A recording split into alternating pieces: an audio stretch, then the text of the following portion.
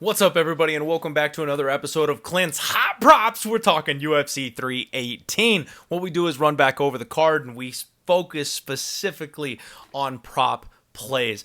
I actually got really close last week, you guys. We talked about Lauren Murphy round 3. When she jumped that guillotine, I was like, oh my god. I live bet Lauren Murphy at 15 to 1. But I didn't play the plus 4,500 that I talked about on this show last week, and I was about to cry because I would be so happy to hit a 15 to 1, but if I missed out the FOMO of missing a 45 to 1 that I myself read perfectly, I was going to have a serious problem. We also talked about things like Wonderboy by decision there, so we've been this close, you guys. We've been this close, and we're hitting some of those low ball ones, right? We're hitting some of the low hanging fruit type of props, so we're just gonna keep it going here because I'm not making money, but we got a thing going here. We're getting real close with some of these, and I got a spicy meatball here for you this week that I think we might actually hit and could be really, really fun if we do. First fight of the night, Carly Judis via decision. I think that fight's an over, you guys. I really do. You guys know I like the Judis moneyline side of things. Carly Judis by points is minus 120, so the bookies are also agreeing that she wins. The bookies are also agreeing that there's the over. Getting around even money for her to go ahead and get that dub makes some sense to me. Now, Carly Judis is going to be improving at an extremely rapid rate. She's extremely young, and she's taken on a smaller fighter here in Nicole Caliari. I think I can just rely on the durability of Nicole Caliari. That's kind of what we're banking on here for this one. But frankly, you know, PFL's got Dakota Ditcheva over there, and the UFC thinks they've got something similar. They're hitting their, with the Uno reverse card here with Carly Judis saying, we got one too, bro. There's a chance Carly wins this thing by KO. So this is not like a hit it out of the park, smash it, home run, but it's women's MMA, which usually means it goes the distance. We've got the taller, longer fighter who likes to kickbox and keep the range. We've got a short, tanky fighter, very tough, very durable. I think that leads us to a decision prop for our first one of the night. Next up, I want to talk to you about Jackson McVey and Bruno Ferreira. This fight is volatility incarnate, in my opinion. You guys know I don't have a great opinion of Bruno Ferreira. He's fine. Like, he's very fun to watch. The guy is exciting. He either kill or is killed by his opponents. He puts himself in positions to be finished because all he wants to go out there and explode and just completely wreck his opponent. Whether he's ragdolling people with judo tosses and hitting arm bars or smacking you in the face so hard you crumple into a pile, like, that's how you get hit. That's how you get finished yourself. In fact, we've seen it a couple of different times where it's backfired on him and he's got losses inside the distance. You know, Abus Magomedov was able to drag him deep, tire him out, but he beat him up a little early before that. And then Nursultan Fradzaboev caught a kick and smashed his face in the very first round of the fight. So that height and reach disadvantage is something we've seen play out. This is one where, and I'm not sure I'm going to take the shot here, you guys, but I just need to mention it, is Jackson McVey by KO, TKO, or DQ. He's got the same body frame type as a guy like Nursultan, obviously not one-to-one, right? Not exact, but he's very tall, he's long, he's lanky, he's going to have those height and reach advantages in this spot. He's taking a massive step up in competition, but this kid has finishes that are under 60 seconds. He's never been past the 3-minute mark. Like, this guy is brutally violent. Now, is that going to translate at the UFC level? We don't know. He's fought cans to get to this point. Like, nobody impressive on his record whatsoever. So I'm not saying he necessarily belongs here, but if he does belong here, he's probably going to do it in a big way, and because of his opponent, it's probably going to happen early. So I kind of like Jackson McVey by knockout, or you can look at like Jackson McVey by KO, TKO in rounds 1 or 2, and those numbers are kind of crazy. So yeah, 10 to 1, Jackson McVey by knockout. That would be the only look for me on this one, because as you guys know, if it's a volatile fight like that, I'm going to steer into it. Give me the crazy number, the thing people don't expect to happen. Give me the shot on the young kid, the bigger kid, the taller kid, the longer kid. That's the way I'd have to look if I was going to play that one. Next up, Lukas Breeski and Ryan Spann. We talked about this on the Monday show, and I don't think I have any reason to get off it here. If we're playing this one, it's Ryan Spann round 1, right? Ryan Spann round 1 is plus 150. You don't have to worry about the knockout. You don't have to worry about the sub. You could do 1 or 2, and as long as Ryan Spann wins the fight, then that really should be the only options on the table there for you. Plus 150, plus 350. If he wins in round 1, it's small profit. If you fade the round 1, he gets to round 2. It's a little bit better. But I really think this is heavily front-loaded to round 1 because a guy like Breeski is not going to scare or intimidate Ryan Spann. If Spann doesn't have to worry about getting hit, he's going to have no problem stepping on the gas pedal and moving forward. And if that's the case, then he probably finishes early. Next up, here we go, you guys. This is the one.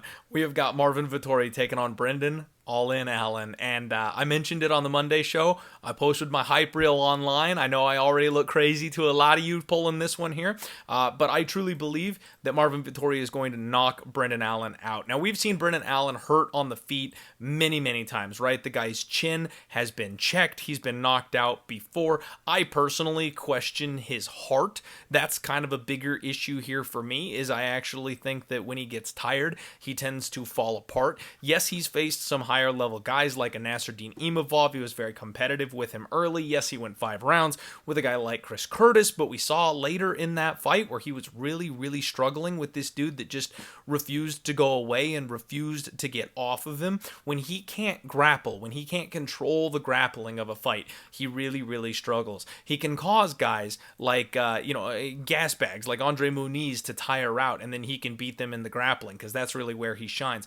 Marvin Vettori is now fully recovered from his shoulder issue, supposedly. We expect he is. And he's training at ATT. So he already was tough to out-hustle. He already was tough to out-grapple. And this guy's just getting better. Believe it or not, he's still in his prime. He's working very hard on his striking. And I talked about his last couple fights where you can see those striking improvements where the timing is getting there and the power is getting there. He's sitting down on those punches. He's hurting some of these older fighters, some of these more durable guys that are really tough and hang around. He's starting to crack them on the feet. I think this sets up beautifully, you guys. I've got a non-believers 16-1 on Marvin Vettori to win by KO, TKO, or DQ. That already in itself is plenty. That should be by itself just plenty good for me, right? But, it's been a long time since I've had my moment of glory in the sun, you guys. It's been a long time since Chase Hooper did the damn thing for me, and I think we're going to try to rebottle some of that magic here on Saturday. I think we're going to go with Marvin Vettori in round 3 at 28-1 when Brendan Allen is starting to slow down, when he's starting to look at the clock, when he's starting to try to look for the door because he can't get the grappling going and this Italian stallion just refuses to go away. That's when Marvin Vettori pours it on. That's when Marvin Vettori starts to open the floodgates and just let this guy know who he's really trapped in there with. And then why would we not take the shot for the absolute grand slam? We're going to sprinkle all 3. I'm going to go bigger on Marvin Vettori by KO at 16-1, so if it happens at any point in time during the fight, I'm good to go. I'm going to sprinkle a little bit smaller on round 3 at 28-1, and then we're going to have just a little taste of Marvin Vettori KO, TKO, or DQ in round 3 at 45-1. That is the tinfoil cap play of the week. I know the tinfoil cap's a Friday thing. I didn't have anything fun to say. That's our pizza slice for the week. I don't know. We're gonna go nuts. We're gonna go viral. We're gonna have another Chase Hooper moment, and it's gonna be Marvin Vettori, and all the non-believers' jaws are going to hit the floor. We'll get even on one play for this entire year on one weekend shot. All right, guys, bet responsibly. Next fight, we're talking Kyler Phillips and Vinicius Lockdog Oliveira. And frankly, I think it sets up very similarly to the last fight we talked about. We know Kyler Phillips starts fast, starts hard, starts early, and then he tires out, and then he slows down. Vinicius Oliveira doesn't go anywhere. This guy's very tough to move. He's very tough to grapple. He wants to get in there and hurt you, and he builds the way the fight goes deeper. I think this is going to be a 1-1 fight going into round 3. I think Vinicius Oliveira will do just enough in round 2 that this will be tied up, and we'll expect him to get a decision. I'm thinking live bet makes a lot of sense. But I think the round 3 sprinkle makes sense in this spot as well. 12-1. Vinicius Oliveira in round 3 is 12-1. We know the guy can submit people, so we want to include that. We know the guy can knock people out, flying knees, spinning kicks. We want to include that. And we know Kyler Phillips slows down. This sets up beautifully for a round 3 sprinkle if you want to take a shot on it at 12-1. Next up, Michael Johnson and Daniel Zelhuber. I like the young kid on this one, you guys. You know that. I like the young kid. We've seen Michael Johnson chinned a couple of different times, and I know there's some talk out there, some speculation. The tall man front chokes. Daniel Zelhuber could hit a sub in this fight. I get it.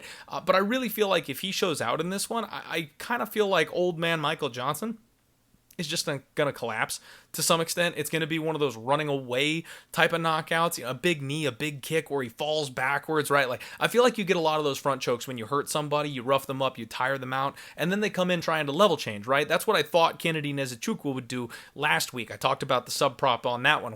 Why didn't I talked about the fight ends by sub? I need to look at these specific finishes that include both fighters more often. I was this close. I almost had it, you guys. I didn't. My brain didn't quite get there. I think this is not that situation, right? I think he ends up hurting Michael Johnson, and it's like that falling away type of KO where he's hurt, he's wobbled, he's trying to make the space, he's trying to get some distance rather than eat another knee. And then Zelhuber follows up with a little bit of ground and pound. Ref pulls him off. That's what I'm envisioning in my brain. So I think it's Zelhuber by KO plus 150. They're not giving you anything on this fight. Zelhuber's a big favorite. Decision and KO are very similarly priced, which says a lot to me, quite frankly. And then you can get plus 400 on the sub, and I think it's the least likely of them. But as you can tell, it's not an 8-1, a 9-1. Like, it's pretty likely he can kind of do what he wants in this fight. The bookies are at least thinking, and that makes some sense to me. I'll pick the KO, right? Next up, Dan Ige and Pitbull. I've been going back and forth on this one, you guys. I talked about this on the total show. I think decision makes sense. I think Dan Ige by decision at plus 110 is the move. I think that's what makes the most sense. When he takes steps up in competition, he struggles against the elite guys. Now, Pitbull is very old. Pitbull obviously is falling in his career. Pitbull has been hurt way too many times recently for my liking. His last couple fights, you're just seeing it time and time again.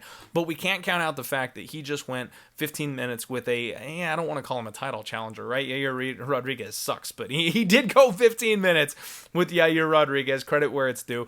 When he gets hurt, he kind of shuts down. I think that's a big thing here for Pitbull, is he's lost his ability to go into the fire. So when he gets hurt, he don't want to get hurt no more. And if that's the case, Ige's low volume. Ige's not going to hunt you. Like, you got to kind of put it on a silver platter for him, and I don't think he's going to find that with a guy like Pitbull. So if Pitbull shuts it down, resets the range, maybe grapples a little, we're not going to end up in a spot where we're getting a KO. So Ige could pull it off, obviously, at plus 330, but his last fight was such a lower level opponent compared to this. I think we take the opportunity to zig when everybody else zags, right? If they're calling another KO, I say he squeezes it to a decision, plus 110. I kind of like that look here this week. Now, the next one, different story, right? Kevin Holland taking on Daniel Rodriguez. Now, you guys know this is anchors away, right? Kevin Holland is my spot this week, and to me, it doesn't matter how he wins this fight as long as he gets his hand raised. But I got to give a prediction. I think it's a KO. We've seen a lot of Kevin Holland submissions lately.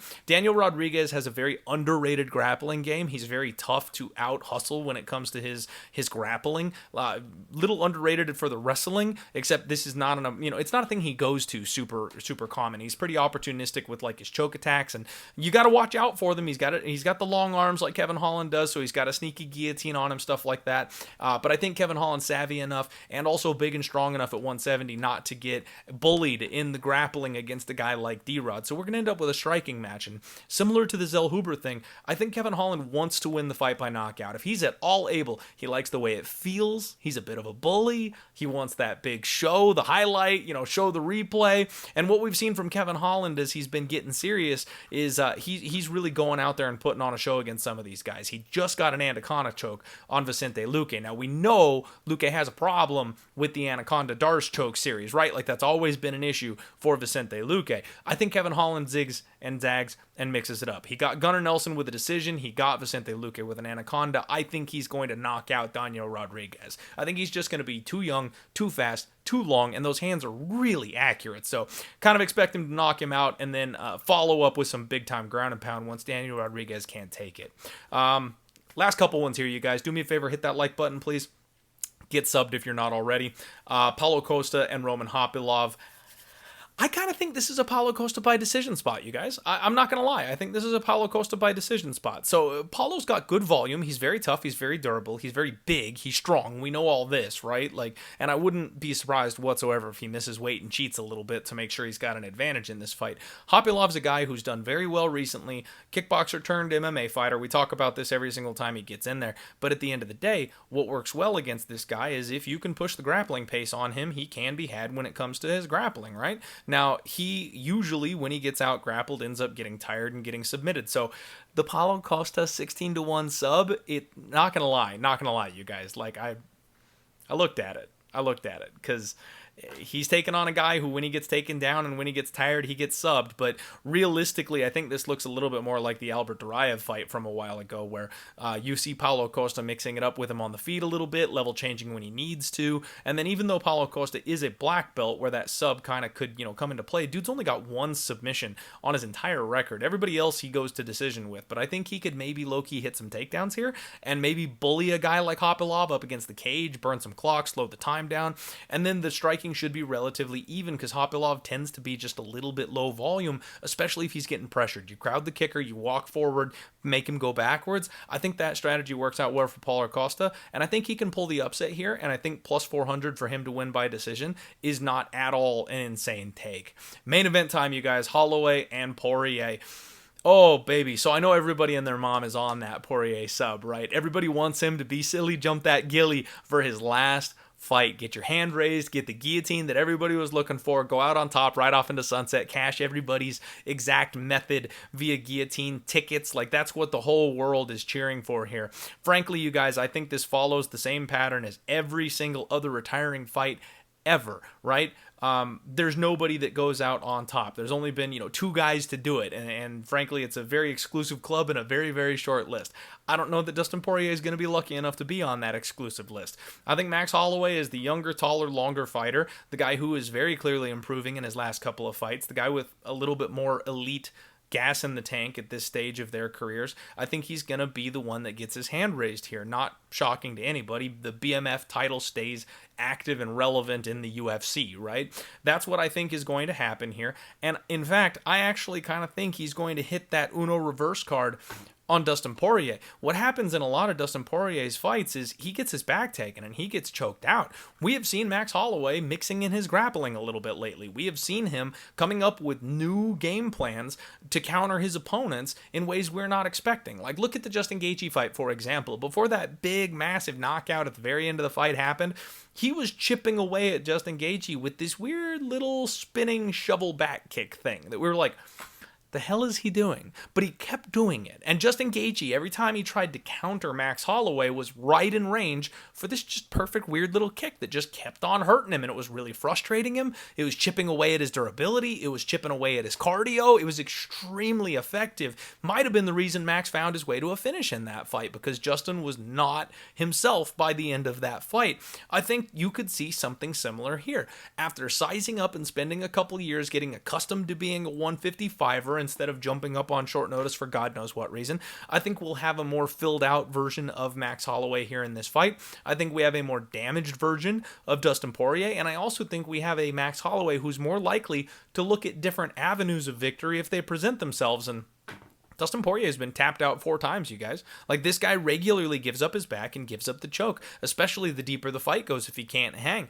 2 rounds in the 2 sub losses in the third, 1 in the fourth, 1 in the fifth. The deeper this fight goes, the more insane it seems, but Max Holloway could find his way into a grappling transition and choke this man out. Max Holloway is a very good grappler. Don't get it twisted. He never shows it in the UFC, but trust me, it's there. So I'm just saying, 20-1 on Max Holloway to get that sub, 12-1 on Dustin Poirier to go ahead and hit his fabled guillotine. I think those are real good ways to look at this fight. Props to take a look at and potentially sprinkle. The fight to end by sub by itself. Shout out my guy Liam Picks Fights. And I talked about it last week with the Nezutuku fight, plus 750. Either of these guys to hit a sub, plus 750. You guys, that might be worth a sprinkle by itself. That way you can go out on top with Dustin Poirier if he hits it, and then if he loses it, you're counting on Max Holloway maybe to pull a little something there himself. But the last thing I want to make mention, of course, is if we're going to talk about this, we got to talk about those specifics, right?